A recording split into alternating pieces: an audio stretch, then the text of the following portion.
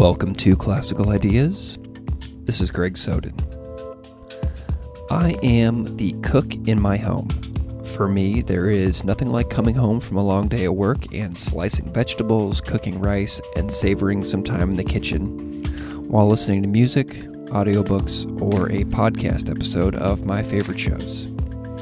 Recently, a new book arrived in the mail with plenty of delicious vegan recipes and fantastic stories from Japanese Buddhist Zen temples. That book is Just Enough, and it's by Gesshin Claire Greenwood, a Soto Zen priest and writer who spent several years cooking and practicing in Japanese monasteries. I've been aware of Greenwood's work for some time, but it was really her hilarious and very enjoyable conversation on one of my favorite other podcasts, Japan Station, with host Tony Vega, that turned me on to her writing. Since diving into her work, I've really enjoyed her wonderful blog entries on Medium.com, her first book, Bow First, Ask Questions Later, from Wisdom Publications, and her latest book, Just Enough, Vegan Recipes and Stories from Japan's Buddhist Temples. In this conversation, we discuss monastic life and post-monastic lifestyle changes, my adventures in cooking somewhat badly from the book's recipe for miso soup, how to find the right ingredients for Japanese cooking if you do not live in Japan, and also the monastic eating practice of Oryoki. You can find Gesshin Claire Greenwood online at Gesshin.net, on Patreon at patreon.com/Gesshin, on Twitter at Gesshin Claire, and many essays on medium.com at Gesshin Claire. You can find her latest book, Just Enough, which is the topic of today's conversation, from New World Library. It is a cookbook, so if you're at the bookstore in the section where books on Zen are found and you don't see it, check the cooking section also. You can find me on Twitter at classical_ideas or Patreon at patreon.com/classical ideas podcast. Please give me a follow for updates about the show. This was a very fun conversation. I think it went on until 11 p.m. local time in Eastern Standard Time where I live, so the vibe is a little different for me because I usually record episodes in the morning. Enjoy my excellent chat with Gesshin Claire Greenwood.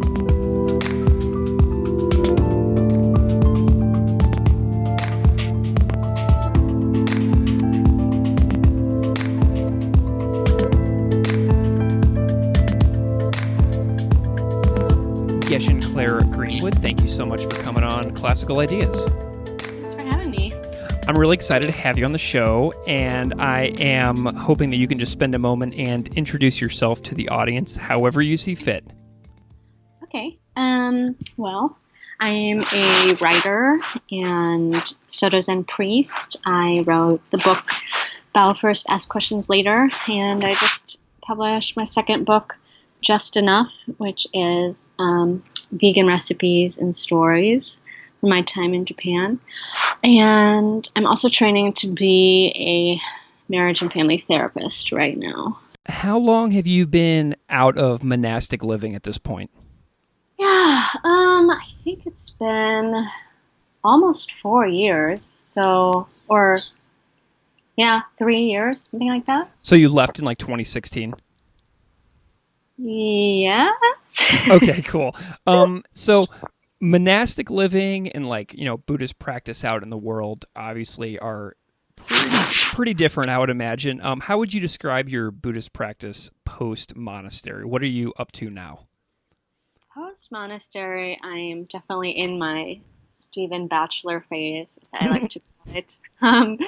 I guess for the listeners who don't know who he is, he's a famous secular Buddhist writer who's kind of famous for throwing out a lot of traditional ideas in Buddhism, like karma and reincarnation and things like that. And also he actually had a kind of similar trajectory as me. He was a Zen monk in Korea, or he ordained in the Tibetan tradition and then trained in Korea, and then came out the other side, like very secular.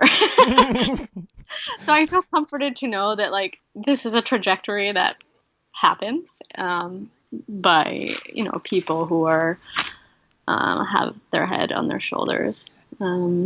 So yeah, and I'm very much into kind of realistic and embodied spiritual practice. So kind of the polar opposite of what I was doing in Japan. Well, and Stephen Batchelor probably draws a lot of people to him and his books for that exact reason, wouldn't you think?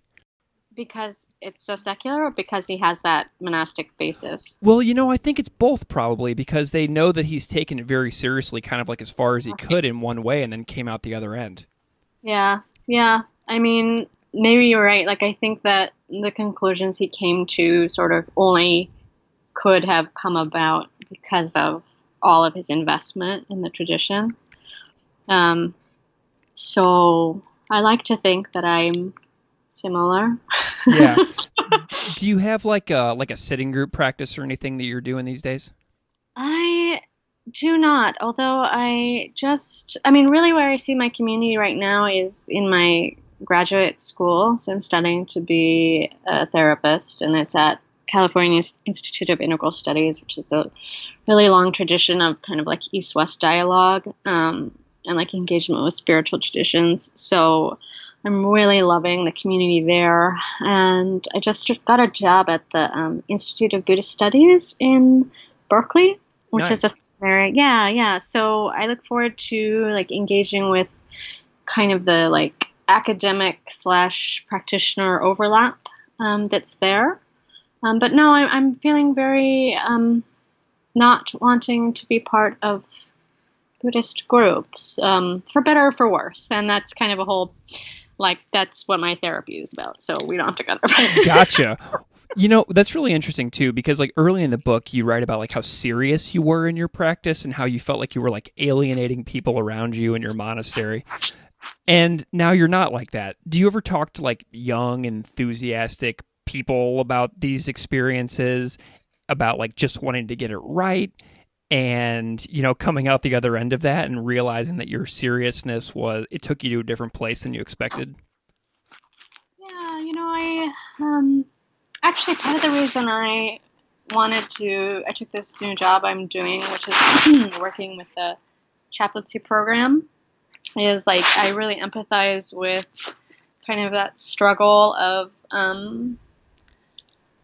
being a beginner, but then also like leaving monastic life and transitioning back into contemporary society and how hard that is. I get a lot of people write to me and are kind of, a common question I get is like, well, I get the I want to practice in Japan, what should I do question all the time. Oh, yeah.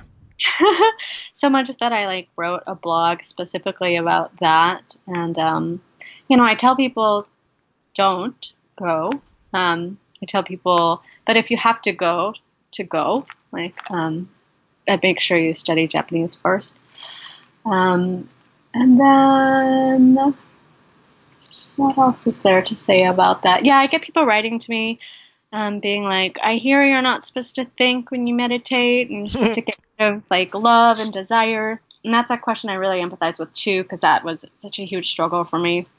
And that's like what I took so seriously, was trying to get rid of desire. And, it's not possible. So I do engage with people about that and sort of, but I try not to tell people like what to do. Although I will say that, in my experience, I could never get rid of desire, and the Buddhist teachers I was around never got rid of their desire and their anger. So you need to figure out other ways of engaging with those negative emotions. Well, what's interesting about that is, as I was reading your book, I saw that you had a chapter that where you kind of dissect this desire and this inability to get rid of it, and it's like the chapter on poison, I think, and bamboo, right? Mm-hmm. Yeah, Yeah. that was pretty cool. I want to talk about the book really quick. So you have this brand new book, Just Enough: Vegan Recipes and Stories from Japan's Buddhist Temples, out from my my buddies over at New World Library. And I'm just curious if you can like tell me about how you got into food, got into cooking, because this is like part memoir, part cookbook, and it's just such a cool little thing. So how'd you get into like food and cooking in the first place? Yeah. Well, my family is a big. Oh shoot! I just dropped some dishes. My family is a big food family. We're Italian, so we always ate dinner together, big meals growing up. So I think I have a natural association between food and love and connection. And then when I came to Japan, the monastery where I was staying, the first one, for whatever reason, they would put the beginners in the kitchen, which is actually the like opposite of what you're supposed to do. It's supposed to be the most advanced practitioner is in charge of the kitchen.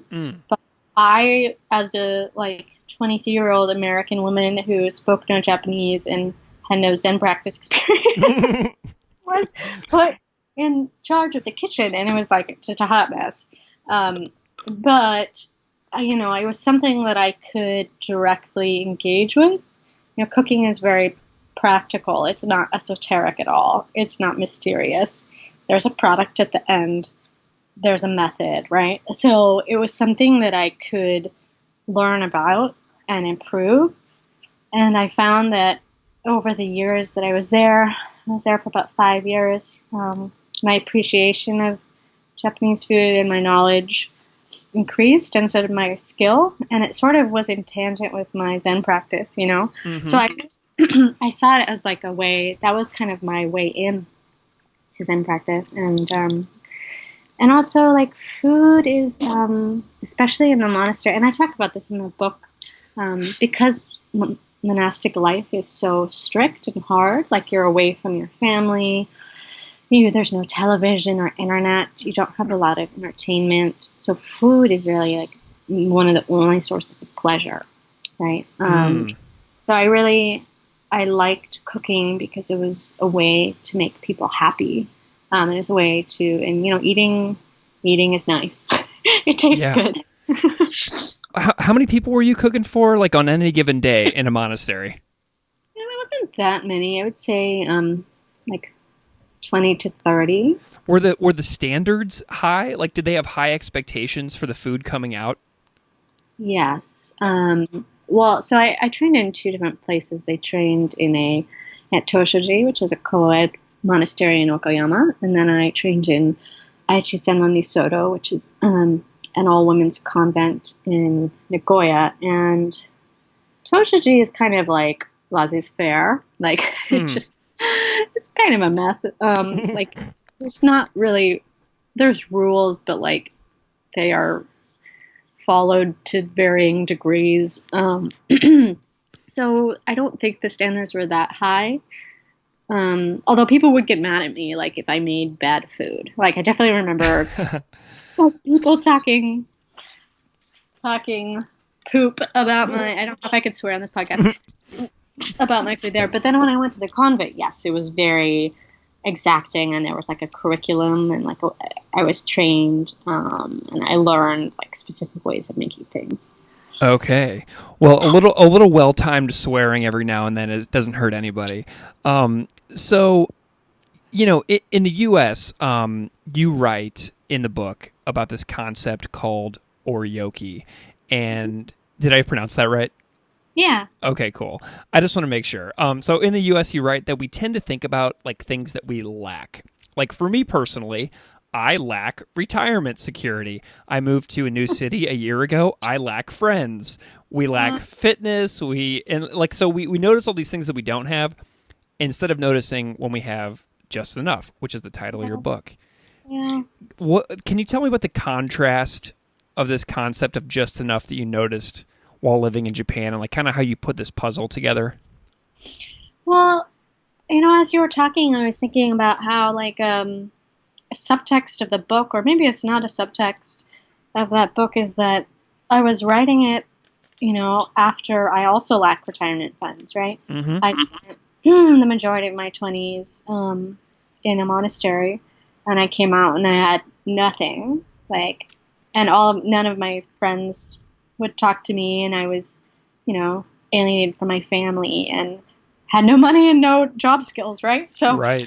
So I spent the last, 3 years sort of like reinventing a life for myself, and I always have these kind of doubts. I'm plagued with these like demons of like, I don't have enough money, I don't have enough friends, that voice. And so this book was kind of, I was using, I use food as a metaphor, but it was coming from this place of like feeling like I didn't have enough and wanting to have enough. And I think in my own life, I have to be really conscious, and I have to make a choice to focus on the things that I do have, to be honest, to make gratitude part of my daily practice. And it is, my husband has an alarm that goes off at 3 p.m. and 8 p.m. and we say 3 things that we're grateful for. And it is a practice. And I think, it's tricky though, because I think in Buddhism a lot of times we can oscillate between these two extremes. And that's another thing I write about in the book. It's very easy to be like, oh, I don't need things, right? Like, I don't need material things. I'm just going to be in the moment. And then, but like, you need retirement. So there needs to be a middle way between those two things. And there's no one way how to do that. But this book is sort of a testament to that struggle. And I hope that, people can walk away with it being like, there is a balance that can be attained. So what is Oryoki in like a monastic context? Yeah, so Oryoki is a ritualized style of eating that is practiced every day in Japanese monasteries and in American Zen monasteries. It has 3 to 5 black lacquer bowls that are kept inside each other like nesting dolls, and there's a series of chants that happen before and during and after, and you open the bowls, and then servers come and serve you and then chant. It is all very choreographed. There's specific hands you use to open the bowls in specific ways, and you clean it in specific motions. And there's actually a overlap between tea ceremony and Oryoki, like how you use the wiping cloth. And so Oryoki comes from its 3 Chinese characters, which means it's the right amount and bowl. So it's basically the right amount of food. So this practice is meant to, you receive in your bowls the right amount of food, because there's usually get a portion of rice, soup, and then like 1 to 3 little dishes of vegetables. Okay. So like whenever you were in the monastery and like you wrote in the book that you were feeling very serious and you were attempting to have everything like down, how long was it until you had like Oryoki down and it became like a second nature? That's a good question. I don't remember exact times, but I do remember that it's different for lay people and monks. So I learned one way, because they have different bowls. Because the lay people have, different bowls than the monks. So I learned one way as a lay person, and maybe it took, I don't know, a month or something. And then later, like a year later when I ordained, I had to relearn the whole thing. And I was so annoyed, because like food was my favorite part of the day. And then suddenly I had to like relearn everything, and I had these big long robes, and I remember saying to one of the monks, like, I hate eating now. I hate And he was like, it gets better, don't worry. Like, everybody struggles in the beginning. So, I mean, you're doing it every day, and when you first ordain, there's a period called Tangaryo where you have to sit all day and not move, and then you eat Oryoki 3 times a day. So it's like this intensive meditation and also learning period where you learn how to put on your robes and do all the rituals. So it's kind of like a crash course and everything. So you actually do pick it up kind of by the end of that week, just because you're doing it all the time and you have a person assigned to you who's like critiquing you the whole time. Yeah. Whenever I've had a few people on this show who have studied in Japan and been monastic in Japan, and in the book, like your book reinforced it as well, in that it is cold, like really cold. You And mean yeah, physically or psychologically? well, maybe both. I don't know, but like, I'm curious, like how food plays into that because I feel like I would just be like freezing cold all the time, just waiting for the soup to come out. Is that it's kind of what it's like? Definitely. I mean, you eat for breakfast, it's essentially rice gruel. Well, white rice porridge, if I'm being generous. And I remember in the beginning, I arrived in like September, and I was like, oh, this is so gross.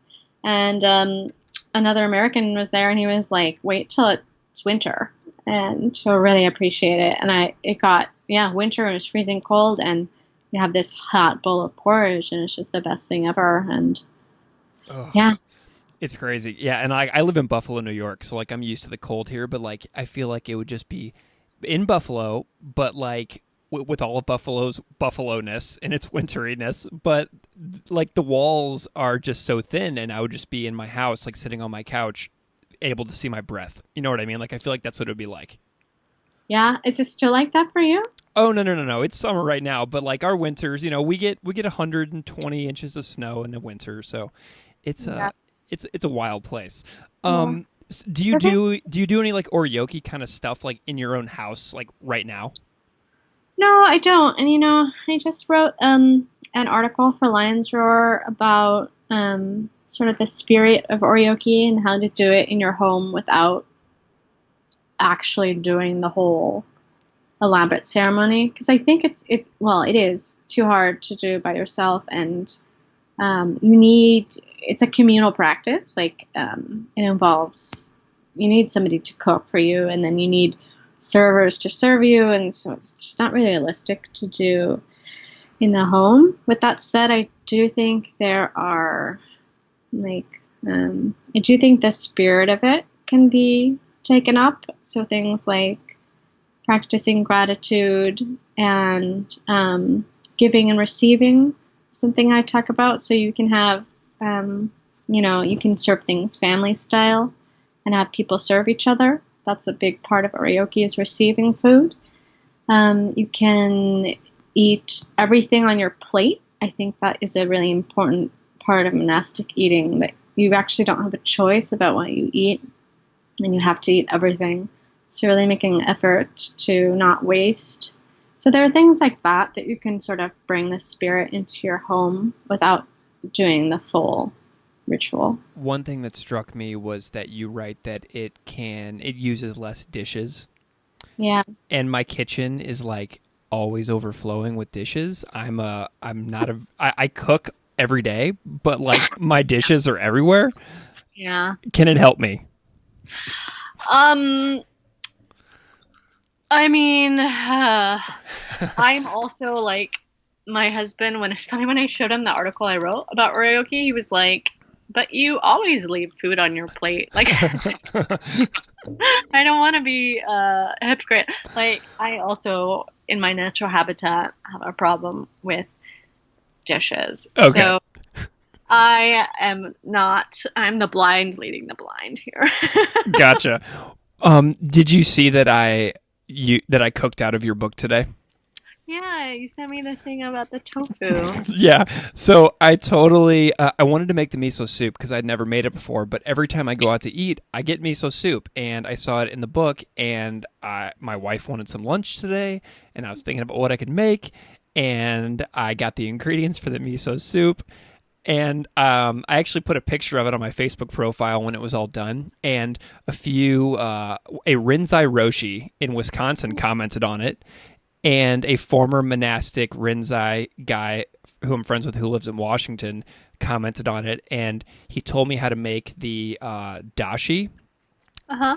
Because I couldn't make that, so I totally faked it and got vegetable broth and then just put lots of miso paste in it.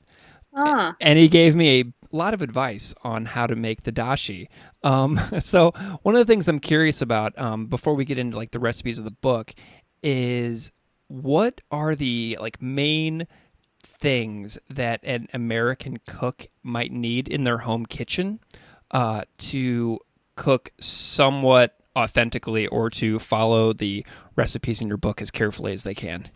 Well, you kind of nailed it on the head already. I think dashi is really the most important thing, and I don't know what kind of advice, what advice did they give you? Well, I was asking about how to make the vegetarian version, and I found that in the book as well. And so I read that, and then they kind of elaborated on it with kombu and shiitake mushrooms, and let that soak for a couple hours. Well, I do have that in my book. You do, you sure do, yeah. And so basically, I went to the grocery store with the full intention of buying all of those things. Uh-huh. And I just failed because I couldn't find it in the store. And Oh, I feel like that's something I might run into, like a challenge. Like, so, how do we go about finding this stuff? I think you can also buy powder. Like I say that you can buy kombu powder, which I think is probably a better bet. It's faster. And I think in my book, I say like the thing to search in your, Google. Let me just type it in. Dashimoto. If you search Dashimoto, Dashimoto, Okay. essentially, dashi stock powder, and like I don't know, you can buy any of those. Nice. People have strong opinions about things in powdered form. So I'm not that explicit about it in the book, but when I'm cooking for myself, I use that powder. Hondashi is the other search term. Hondashi. And you can find vegetarian versions of that. You can find kombu dashi powder and shiitake dashi powder, and that sort of takes out the guesswork. I think you can order that online too. The other thing is, what will I say about making things easy for... I'm trying to think if there's any recipes that don't need... if you're going to... just trying to think if there are any recipes that don't have dashi in it. There might be, but it's such a crucial part. Sure.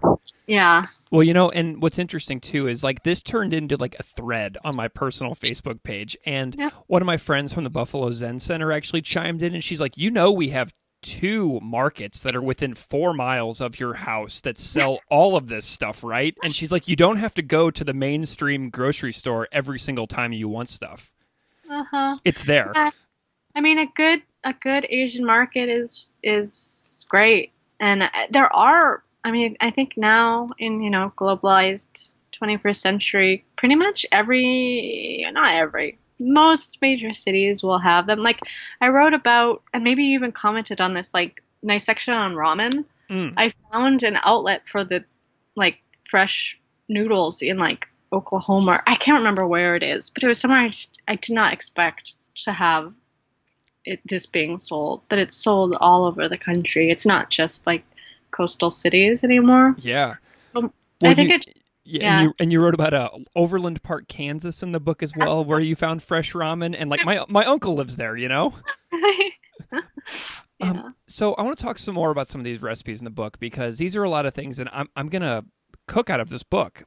This is something that I'm gonna do pretty regularly. I think this is a new horizon for me as far as home cooking goes.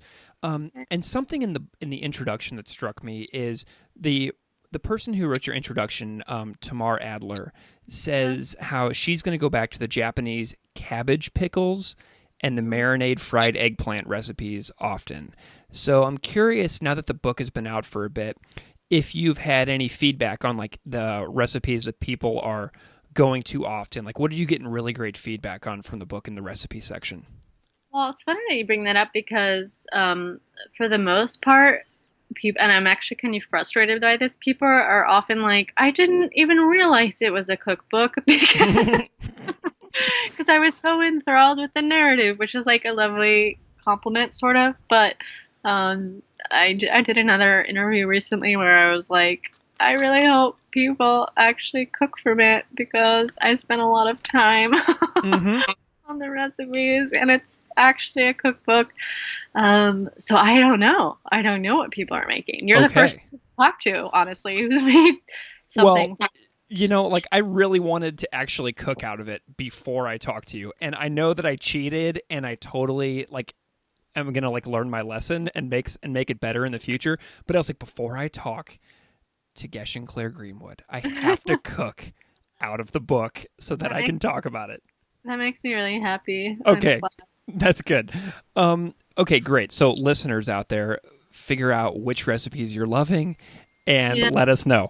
and Um, just buy the powder. Buy the powder. Yeah, for real. And now that I know that I can get it easily, I'm gonna not cheat. Okay, so another thing that really struck me in the book and surprised me is how often you mention pickles.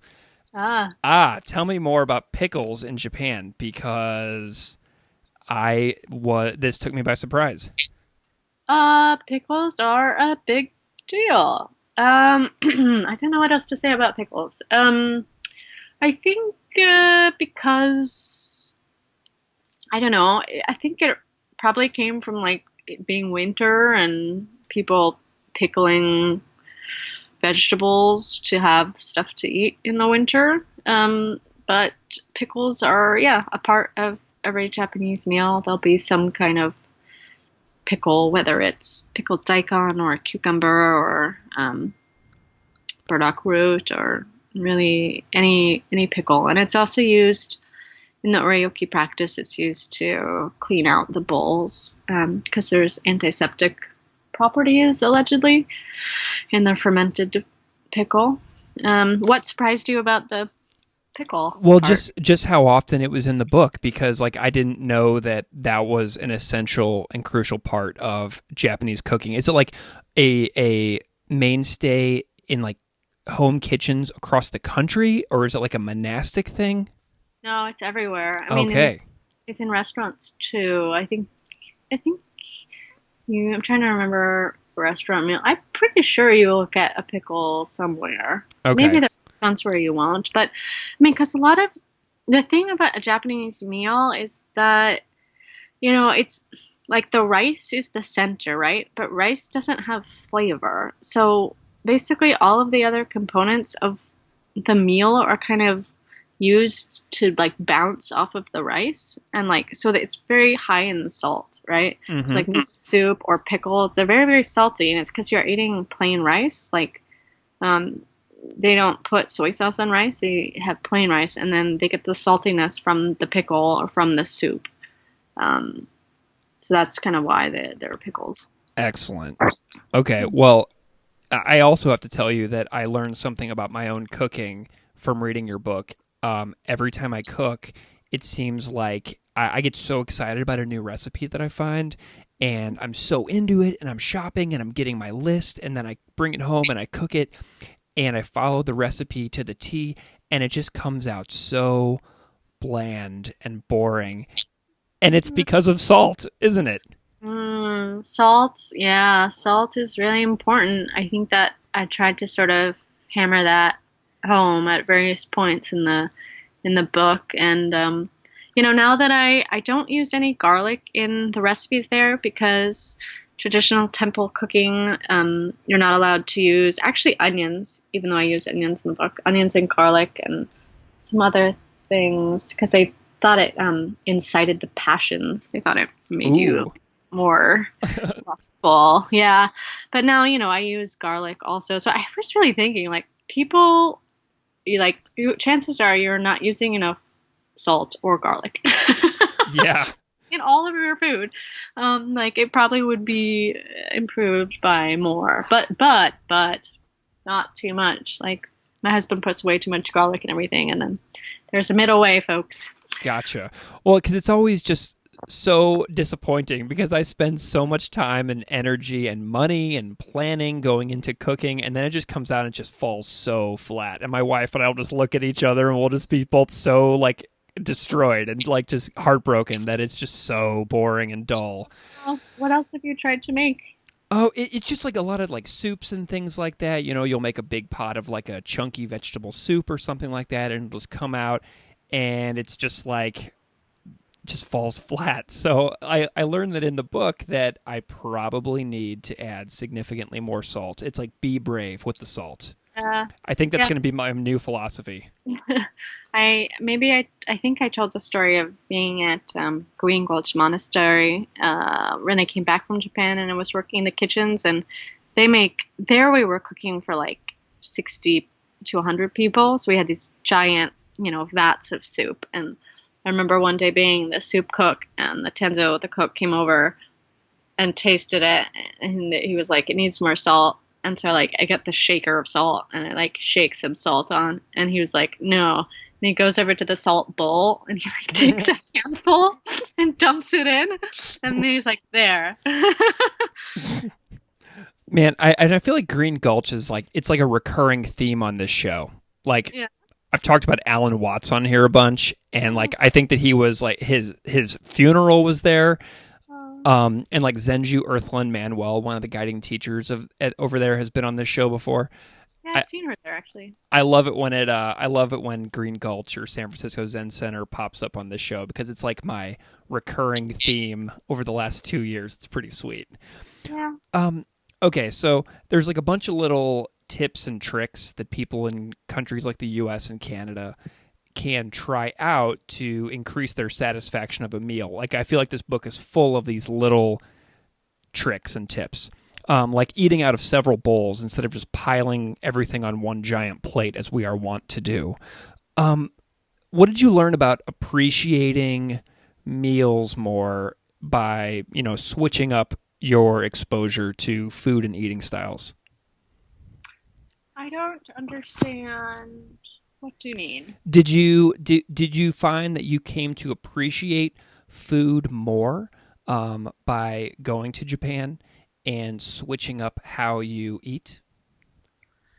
I don't know that I came to appreciate food more. Like I like I loved food then, and I love food now. Although I may have become more obsessed with food over the course of time there, like working in kitchens, and I may have become, well, I definitely became more like perfectionistic with my cooking. Um, but I think this isn't really answering the question, but I think something I came to understand is that a lot of the things that I thought were unique to Japanese food are just about how to cook well, like taking time and effort in how you cut things and cutting things really immaculately and paying attention to timing everything really well and using enough salt, stuff like that. I used to think that that was like how you make a Japanese meal, but that's just how you cook well, and that's universal. When you left Japan, like you write about in the book about coming back to the U.S. and sort of landing at San Francisco Zen Center and Green Gulch, and then landing in a job in their kitchen. What was challenging about that transition of going from the Japanese monastic kitchen to the American one? Um, I need to cough. Let's see. Well, there was a lot that was challenging. I think. Well, I do tell this like story in the book about I was put in charge of the Japanese, quote unquote, Japanese meal at Greenwood because they were like, if you were in Japan, you can make the miso soup. And then I discovered that they make miso soup entirely differently. And in Greenwood because people have a soy allergies, I guess. Mm. So like miso is actually made with fermented soybeans, but they don't do that. They use chickpeas, which it's just a whole other animal. So I had to kind of relearn all over again how to do things their way, which is life, and that's practice. There's that's that's something I came to understand practicing in monasteries. Every place has its own way, right? Right.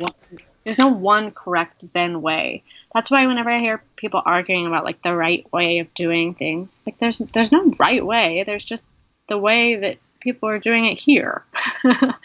And then yeah, that was a really wonderful time though for me because I had met my husband and we were falling in love and I was back in America and I was in this beautiful place. There was these amazing like gardens at Green Gulch and I would like walk to the beach and I really fond memories of that time. Yeah, the romanticism of that chapter in the book is really just delightful to read. I mean, it was just a lot of fun. So, after you get out of all these experiences, the Japanese monastery, the American monastic life, and you sort of go off to grad school, and something that I found interesting was that it seemed like going from the monastic and the heavy practice aspect into like the scholarly aspect and the academic study of Buddhism. That seems in the book, it resonates to me as like being sort of like dissatisfying. Did you find that experience was, that dissatisfaction between going from that Buddhist practice to like the academic environment? Yeah, definitely. And I think that maybe a lot of practitioners share that sentiment with me. I fully intended I have a master's in East Asian studies. And when I did that program, I was fully intending to, do a PhD and like take it all the way. But I very quickly realized that that wasn't what I wanted to do because, I'm actually not interested in Japan. And I'm actually not interested in Buddhism. Those are just heuristics for what I'm actually interested in, which is how to be happy, how to be a good human being, right? So I think these labels like Japan and Buddhism and Zen got sort of attached onto that because that was the method I was using. But at its core, I'm really just interested in being a human being. And also like academic practice is, yeah, like you said, it's very, very heady. And it's more about the history of Buddhism, or it's just essentially just the history of Buddhism. So it includes political history, economic history. There's lots of like Marxist analysis, which sort of distill. I struggled in grad school because a lot of the things I was reading was like distilling religion down to just purely material things and material factors. And I think that is one way of looking at it. Like, I think probably the biggest thing I like learned or discovered in grad school is that I often tell people now is like there's no such thing as Buddhism. People talk about Buddhism like, what does Buddhism say about abortion? Like a magazine contacted me to ask me what Buddhism says about abortion, and I was like, Buddhism doesn't say anything because Buddhism is people. Buddhism is a collection of people. There's no such thing as Buddhism. There are texts and there's canons, but they were written by people. So it's just a series of people over time, right? So I think that was a really good takeaway for me. But I think, yeah, it just wasn't for me to be in that really like dry, materialist view all the time. I need more heart. I need more like heart connection to my work. Yeah, well, and like something else that rings out is I feel like when you learn that, like the impression that I get is that when you learned that, you got really involved in like citizenship. And you kind of write about that where you were talking about listening to the head of a large Tibetan denomination. And he said, forget about being a good Buddhist, be a good neighbor and a good citizen instead. Like, did that resonate with you a lot? Well, yeah, I heard that was when I was in college and I studied abroad in Bodh Gaya, where the Buddha was enlightened, and we had the chance to meet the Karmapa, and he was the one who said that he's funny, he was our age, and like, he was so grumpy. He like so did not want to be there, because he was like 22 or 23, and but and we were these like idealistic Western practitioners who were there and like like super into like wanting to know about Buddhism. And one of us asked him that question, and he said that. And I remember at the time being like, "That's so cynical. Like that's so."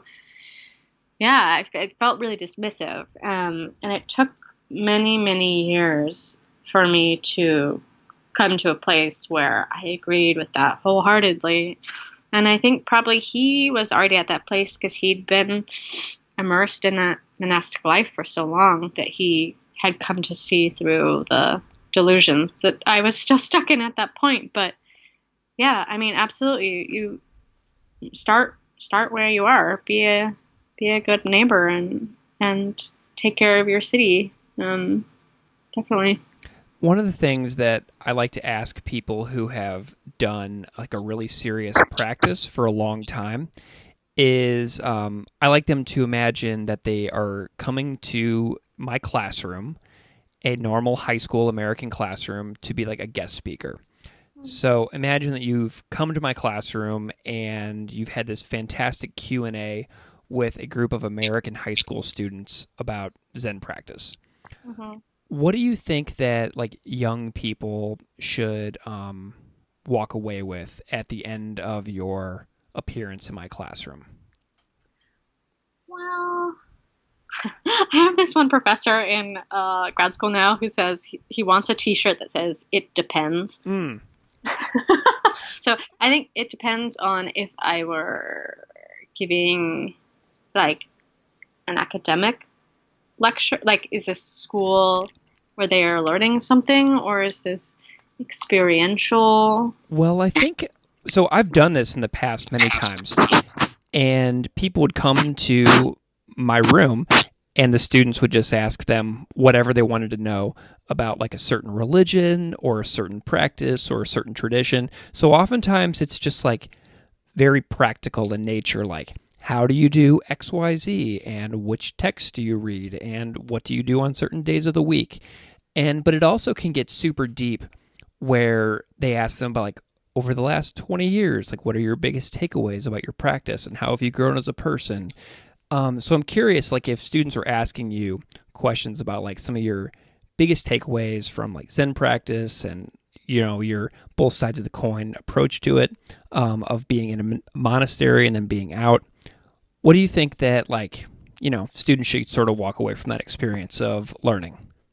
I think maybe two things. I would start by, I think a lot of people have misconceptions about what Zen is, and they don't realize that Zen monks are people, and that Zen is a religion that serves a social function, right? So in Japan and in parts of Asia, it serves this a function of connecting families and communities and worshiping ancestors, keeping track of, the harvest and the equinox, things like that. So I think in the West, we romanticize it a lot and try to make it something bigger than it is. And so the first thing I like to do with younger students, I guess, is kind of clarify what Zen is and isn't. So starting with the understanding that it's a religion, it has a history, it has, it changes depending on cultural context. But then I think if you look at it that way, it can collapse if you deconstruct it too much. It's a danger with like post-structuralism, right? Is that things just will fall apart. And in my own practice too, I've had like crises of faith because I totally deconstructed Zen, right? I was like, there's no Buddhism, it's just the product of material conditions. There's no truth, right? That's not where we want to be either. So on the other side of that, there's I think an invitation to interconnectedness and joy and presence and both thinking beyond the small self and taking care of the small self. So those are kind of what I would want to encourage people to do. Excellent. Well, Gesshin Claire Greenwood, I am super grateful to you for taking some time out of your Sunday to talk to me for the Classical Ideas podcast, talking about your new book, Just Enough, which is really great. I have been reading it and loving it. And I'm curious if you can just tell people where they can find you if they want to follow your work or know more about what you do. Thank you. Yeah, I have a website. It's Gesshin.net, Geshin. I think I just updated it, so it should have information on, yep, there it is. I sporadically write on my blog, That's So Zen. I also write on Medium. I have like 2 followers on Twitter, so oh, one of them is you. Yay, go me. So feel free to follow me on Twitter. Yep, that's me. And I read one of your Medium posts recently that I loved and actually really helped me because I interviewed Dr. Anne Gleig about her book American Dharma, and I read your blog posting and your article about how to hack academic texts. And I found that to be so helpful and clarifying. And I mean, it just is just so well put, because that's exactly what I have been trying to do for so many years. And you gave me a few new strategies for how to break into things that are challenging to read. Did you read it before? Did you read that before you talked to her? I read it before I talked to her, but I didn't read everything because I was under a time crunch. But whenever I read your article, I went back and I did what you said to do for my next book. I read this book called The Myth of Disenchantment by Jason Josephson Storm, and it's a really tough read, but it's so interesting. But I did exactly what you said, and it just made the experience really just a different way of approaching a book, and I just really enjoyed it, and I got a lot out of your suggestions. Oh, good. I'm glad. Yeah. Okay. Well, I am so grateful to you for talking to me tonight, so thank you so much for being here. Thanks for having me on, and thank you for actually cooking from the book. Yes. Well, and maybe we can encourage people to try some stuff out and let you know what they think. Thanks. That would be great.